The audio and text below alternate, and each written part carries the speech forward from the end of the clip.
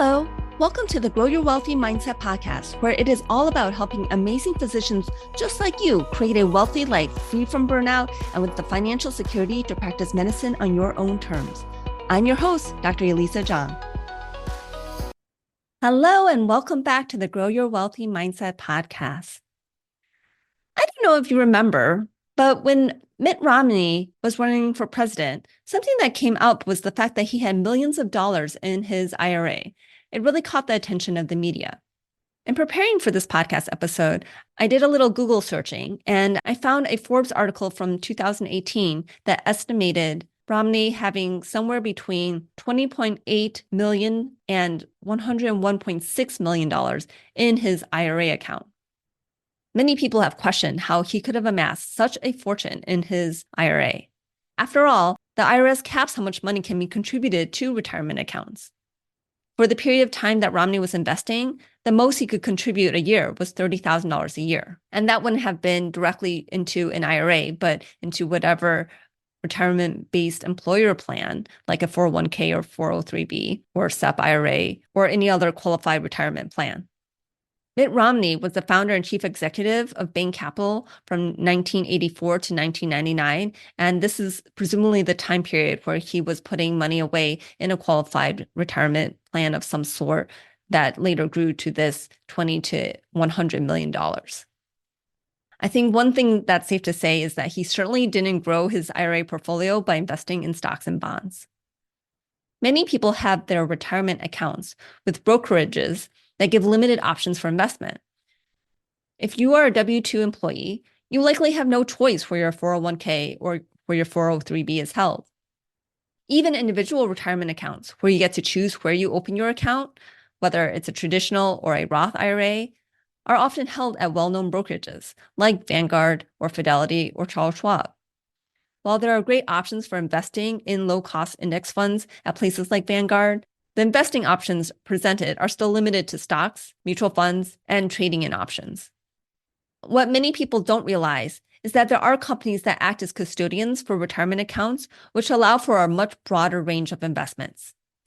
Maybe you've heard of check writing capability with a retirement account, or what's called a self-directed IRA.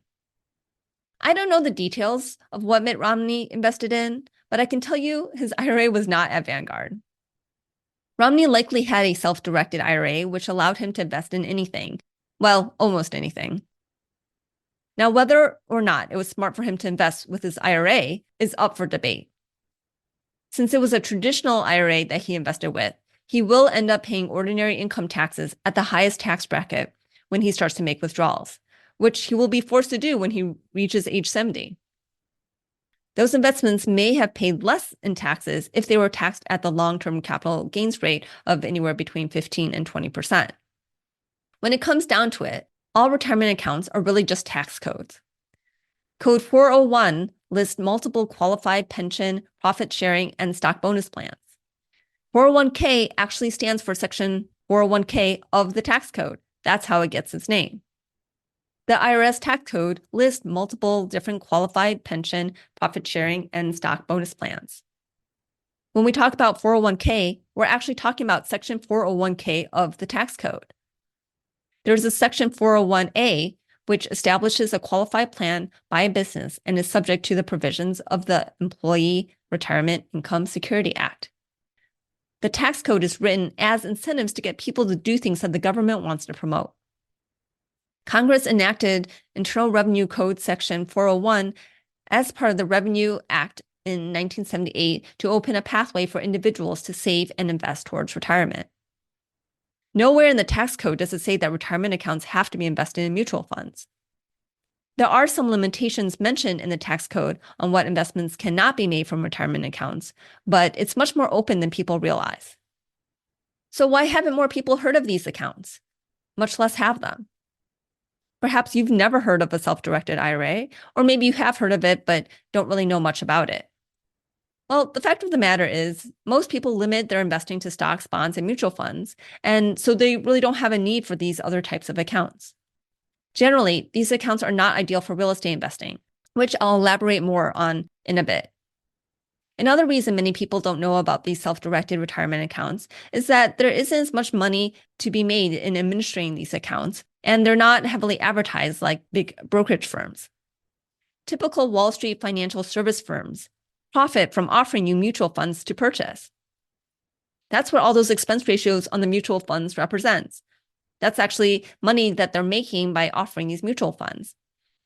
They're not really making money off the fees associated with administering the accounts. I mean, if you look at your Vanguard account, when's the last time you saw an actual administration fee? Actually, Vanguard's not a good example because it's actually owned by the people who own shares of their mutual funds and ETFs. But even with Fidelity or Charles Schwab, there's just not many fees associated with these accounts anymore. What I mean by administration fees are account opening fees, account closing fees, account maintenance fees, fees to buy an individual stock.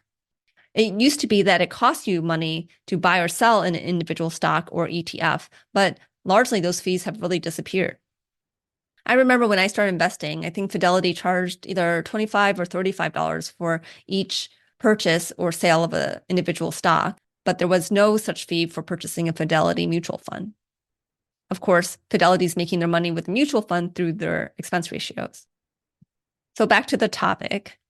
For those seeking greater control and diversity of their investment portfolios, the emergence of self-directed retirement accounts really presents a compelling alternative. So again, what exactly is a self-directed retirement account? With a self-directed retirement account, investors have the flexibility to allocate their retirement funds into a wide range of assets. And this includes real estate, precious metals, private equity, cryptocurrency. You get the idea. There are some investments prohibited in qualified retirement plans, like collectibles, which would include artwork, stamps, antiques, and gemstones. Essentially, a self-directed retirement account puts the investor really in the driver's seat. It allows the investor to tailor their portfolio to align with whatever unique financial goals and whatever risk tolerance they personally have. It gives the investor full autonomy for better or for worse. So an investor has much greater control over all investment decisions, but this also means making all the decisions and choices based on their own expertise. When you invest in a mutual fund, every mutual fund has to be registered with the SEC, and so there is oversight on those investments. However, there are a lot of investments out there that you can invest in through a self-directed retirement account that has really no oversight at all. Really, you as an investor get to make all the choices, even if they turn out to not be great choices. One of the primary advantages of the self-directed retirement account is the ability to diversify in investments beyond the traditional asset classes of stocks and bonds and mutual funds. I often talk about how important diversification is when it comes to investing. Mutual funds give diversification within the asset classes of stocks and bonds. Self-directed retirement accounts give diversification across more various asset classes. With more diversification, investors can mitigate risk and potentially enhance returns, especially in volatile market conditions. Since they are retirement accounts, self-directed retirement accounts offer the same advantage where investments grow tax-free. There are also different types of self-directed retirement accounts. There are those that are like the traditional 401ks or 403bs where pre-tax dollars are contributed, as well as Roth versions where after-tax dollars are contributed. You may notice I keep saying self-directed retirement accounts, and that's because the accounts do vary. And it's not like it's necessarily the equivalent. So there are self-directed IRAs, there are self-directed 401ks, and then there are just self-directed retirement accounts that are called qualified plans. Well, if all of this is so great, you may be asking yourself, what's the drawback? While self-directed retirement accounts offer numerous benefits, it's really essential to approach them with caution and careful consideration. Remember, I said that you can invest in anything for better or for worse. As with all investments, you really need to do your own due diligence and research whenever you make an investment. It is very possible to fall for a scam investment and invest money out of your self-directed retirement account and then lose all the money that's invested. While a mutual fund may drop 50%, it's unlikely to become completely worthless. That being said, a stock can become completely worthless, as Bed Bath & Beyond stock recently did so. The administrative fees and expenses for self-directed retirement accounts also tend to be much higher compared to accounts at big brokerage firms. Again, the big brokerage firms don't make their money really off of administrative accounts, but self-directed accounts aren't making money off you from selling you investment products. So they do actually need a charge for the services they're providing. Before you open a self-directed retirement account, it's really essential to understand the fee structure and evaluate whether the potential benefits outweigh the associated costs. You don't want to make an investment out of a self-directed account where the returns are so low that after fees, there's really not a significant return, or there's no return at all due to the high fees and low return of whatever investment you've decided to invest in. And of course, there's always the chance you lose money with investment. It's generally not advantageous to invest in real estate with a self-directed retirement account because your retirement account has less use for the paper loss that's created through depreciation. Many real estate investments have yields that are already tax deferred by using depreciation, or the profits are taxed at a capital gains rate. If you're investing with a traditional retirement account, you'll end up paying ordinary income taxes on the earnings, which is generally higher than paying capital gains tax. Remember, capital gains tax is either 15% or 20%, depending on how much income you have. Active real estate investing also allows you to use leverage by borrowing money to purchase property. If you try to purchase an investment property from a self-directed retirement account, it is more difficult to get a mortgage. I'm not saying it's impossible, but it's definitely not as straightforward than if you're investing outside of a retirement account. When you get a mortgage, depending on what kind of mortgage you're getting, the bank is really looking at your credit. If you're getting a commercial type loan, they're also looking at your experience and the business plan for the property. In the case of your retirement account, well, your retirement account doesn't have its own credit. Regulation from the IRS regarding investments in retirement accounts also prohibits what's called self-dealing investments. This would include investments in which you or your family members have prior ownership. For example, you can't sell your self-directed retirement account a property that you personally purchased and is in your name or a name of any LLC that you have, or your parents' property or siblings' property. You also can't give yourself a loan as an investment from a retirement account. Another example is that you can't pay yourself for work that you do for a property that your account owns.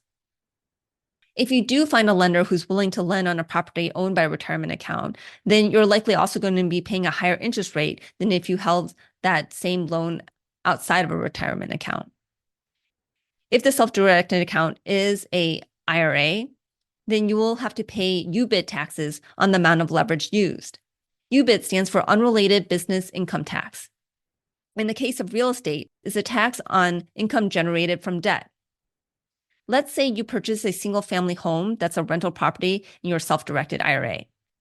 You put a 20% down payment and get a loan for 80%. So let's say the profit from your rental held in the self-directed IRA was $10,000 a year. So in this case, because you had an 80% loan on the property, then you would owe UBIT taxes on $8,000 for that year. Not all self-directed retirement accounts are subject to UBIT tax, so you can see how there's a lot of complexity with these types of accounts. My personal experience with self-directed retirement accounts was similar to this, but from the lending side. I had a friend who wanted to purchase a turnkey single-family rental house using retirement funds because that's where she had funds at the time to be able to make a down payment. She didn't actually have enough to buy the house in outright cash, so I became her bank. I gave her a mortgage and held a note so that she can make this investment.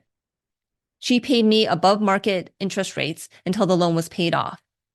I'm not suggesting people do this like I did, but for my friend and I, it worked out. She had a great cash flowing rental property, and I got a good return on the money I loaned to her. She also paid off the loan relatively quickly, especially compared to most mortgages. So what kind of investments would be worthwhile to use a self-directed retirement account? Remember, I'm not an investment advisor, but I personally think that investing in debt funds makes a lot of sense to do from a self-directed retirement account. There are different types of debt funds out there, and currently many of them are paying around 10% interest. In general, a debt fund is a fund that loans out money at high interest rates. When you invest in a debt fund, you're giving money for the fund to loan out.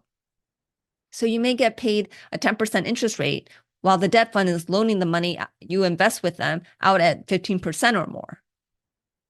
Why is this a good investment to hold in a self-directed retirement account? That's because the returns from the debt fund are considered interest, which is taxed at ordinary income tax rates. There's no tax benefit, even if the money for the debt fund is used to lend to investors to buy real estate and actually acts as a mortgage. When you invest in a debt fund out of your self-directed IRA, you don't have to pay any income taxes on the interest earnings each year, instead deferring when you pay that income tax until when you withdraw from the retirement account. And that's assuming that it's a traditional IRA.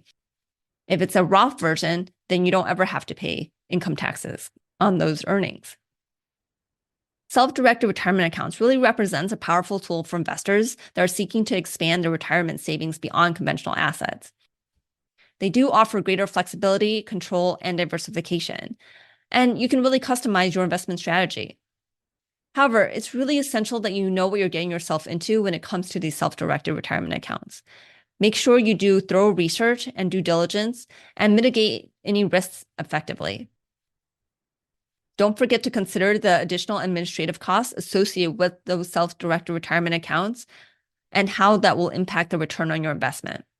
With the right approach, self-directed retirement accounts can serve as a valuable vehicle for achieving long-term financial security and independence.